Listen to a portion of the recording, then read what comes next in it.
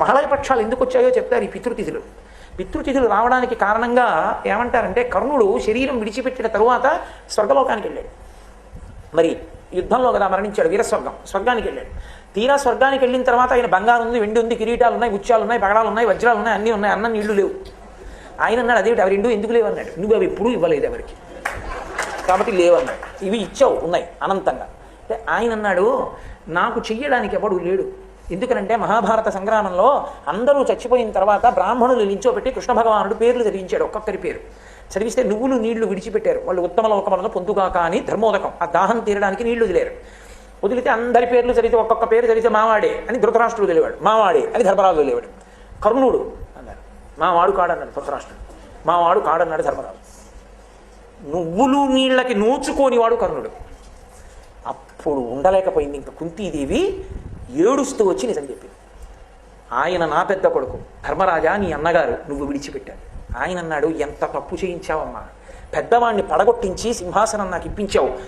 ఆడదాని నోట రహస్యం దాగడం వల్ల ఇంత ఉపద్రవం జరిగింది కాబట్టి ఆడదాని నోట నువ్వు గింజ నానినంతసేపు నిజము నిలబడకుండుగాక అన్నారు. కాబట్టి నువ్వులు నీళ్ళకి నోచుకోలేదు కర్ణుడు. ఆయన అన్నాడు, మహానుభావుడు, నేను కిందకెళ్ళి ఉపకారం చేసుకుని వస్తాను, నాకు కొద్దిగా సమయం ఇమ్మన్నాడు. ఆయన యొక్క దానగుణాన్ని చూసి అనుగ్రహించాడంటారు ధర్మరాజు గారు.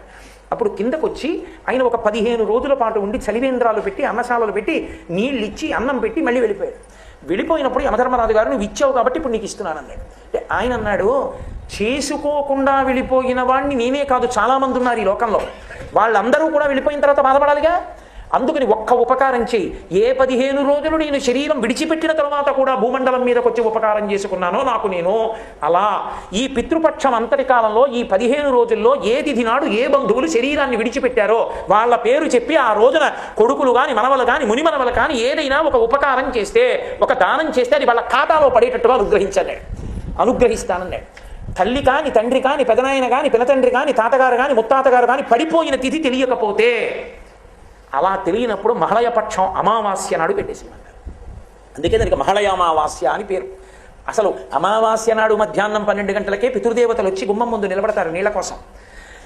మహళయామావాస్య నాడు ఎవరి పేరు మీకు తెలియకపోయినా, మా తాతగారు ఎప్పుడు పడిపోయారో నాకు తెలియకపోయినా, ముత్తాతగారు ఎప్పుడు పడిపోయారో నాకు తెలియకపోయినా, నేను ఒక్కసారి మా పెద్దలందరినీ స్మరించి అమావాస్య నాడు స్వయం పాకం ఇచ్చాను అనుకోండి, అమావాస్య నాడు ద్రవ్యం ఇచ్చాను అనుకోండి, అమావాస్య నాడు ఉదకధార విడిచిపెట్టాను అనుకోండి, విడిచిపెడితే అది బంధువులందరికీ చెందుతుంది.